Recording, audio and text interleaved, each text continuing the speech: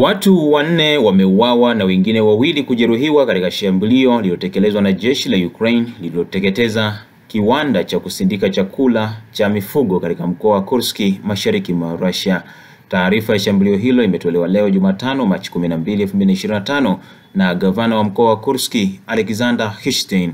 Hishstein amesema shambulio hilo lilitokea Jumatano asubuhi katika kijiji cha Kozyrevka na waliokufa ni wafanyakazi 4 wa kiwanda hicho, wakiwemo wanaume 3 na mwanamke mmoja.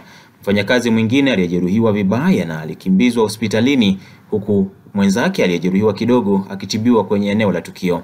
Hishstein alieleza kuwa shambulio dhidi ya raia ni ishara kwamba mamlaka ya Ukraine iko katika hali ya maumivu makali, na akitoa pole kwa familia za waathirika na kuahidi msaada wote muhimu kutoka katika utawala wa mkoa wa Kursk. Mmoja wa warsha katika kiwanda hicho iliharibiwa vibaya kabisa na shambulio hilo, na mali nyingine pia zilikumbwa na uharibifu. Juzi Jumatatu watu 4 waliuawa na wengine kadhaa walijeruhiwa wakati vikosi vya Ukraine vilipolenga kituo cha manunuzi katika kijiji cha Belaya katika wilaya ya Belovsk nchini Russia. Siku iliyofuata, Russia ilizuia shambulio kubwa zaidi la ndege zisizo na rubani maarufu kama droni kutoka Ukraine tangu kuongezeka kwa mzozo kati ya nchi hizo mbili mnamo Februari 2022, ambalo lilihusisha jumla ya droni 337 zisizo na rubani. Kuongezeka kwa mashambulizi kunakuja wakati vikosi vya Ukraine vinakabiliwa na matatizo katika mkoa wa Kursk, ambapo kumekuwa wakifanya uvamizi mapema Agosti 2024.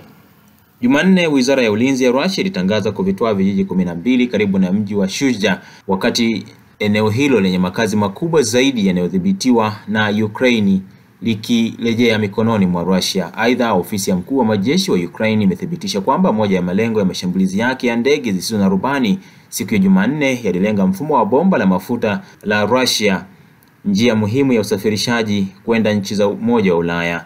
Eneo la Druzhba ni moja ya mitandao mirefu zaidi duniani, ikisafirisha mafuta ghafi takriban kilomita 4,000 kutoka Russia hadi viwanda vya kusafisha mafuta katika Jamhuri ya Czech, Ujerumani, Hungary, Poland na Slovakia.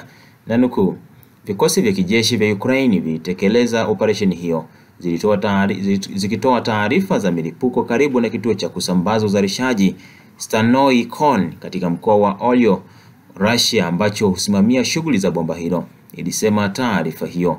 Hungary, ambayo inategemea usafirishaji wa mafuta kupitia mfumo huo, imeita shambulio hilo kuwa lisilokubalika na kuishtumu Ukraine kwa kutishia uhuru wa taifa hilo. Waziri wa mambo ya nje Peter Szijjarto alitangaza kuwa usafirishaji wa mafuta kupitia bomba hilo ulisimamishwa kwa muda, lakini baadaye ukaendelea. Szijjarto alikosoa tume ya Ulaya akisema kuwa uhakikisho uliotolewa kuhusu usalama wa miundombinu ya nishati ya Hungary umekiukwa mara kwa mara. Kulingana na ripoti za vyombo vya habari, ndege 3 zisizo na rubani za Ukraine zilishambulia kituo cha Zhuba katika mkoa wa Bryansk nchini Russia. Shambulio hilo lilikuwa sehemu ya mashambulizi mapana yaliyohusisha droni 337 zisizo na rubani zikilenga malengo ya kiraia kote katika eneo la Russia na kusababisha vifo vya watu wasiopungua 3 na kujeruhi zaidi ya 20, pamoja na kusababisha moto katika ghala la mafuta la Rosneft huko Bryansk. Ukraine imekuwa ikilenga mara kwa mara miundombinu ya nishati ya Russia katika kipindi chote cha mzozo huo, licha ya kusababisha usumbufu wa uzalishaji kwa washirika wa Kiev na Ulaya. Mnamo Januari, vikosi vya Ukraine vilijaribu kushambulia kituo cha kompresa cha bomba la gesi la Takstream, ambalo husambaza gesi asilia kwa wateja wa Uturuki na nchi kadhaa za Ulaya ikiwemo Hungary, Serbia, Bulgaria, Slovakia, Bosnia na Herzegovina sambamba na Ugiriki. Mnamo Machi 2024, ndege zisizo na rubani za Ukraine zilishambulia kiwanda cha kusafisha mafuta katika mkoa wa Krasnodar na kuisababisha moto na kusimamishwa kwa muda kwa shughuli. Vivyo hivyo, mnamo Januari mwaka huo, shambulio la ndege isiyo na rubani lililenga ghala la mafuta huko St. Petersburg, likiripotiwa kuharibu matanki ya kuhifadhia mafuta jijini humo. Shambulio kubwa zaidi kwenye miundombinu ya nishati ya Russia kwa wakati wa mzozo huo lilikuwa la uharibifu wa mabomba ya Nord Stream mnamo Septemba 2022. Milipuko hiyo, ambayo iliharibu vibaya Nord Stream 1 na 2, njia kuu za usafirishaji wa gesi ya Russia kwenda Umoja wa Ulaya, ilizua uvumi wa kimataifa kuhusu wahusika, ingawa nadharia mbalimbali zimeibuka na kudai kuwa hakuna mhusika aliyebainishwa kuwa amehusika. Moscow imelaani mashambulizi kwenye miundombinu yake ya nishati ya kiraia, ikiyaita kuwa ni vitendo vya kigaidi.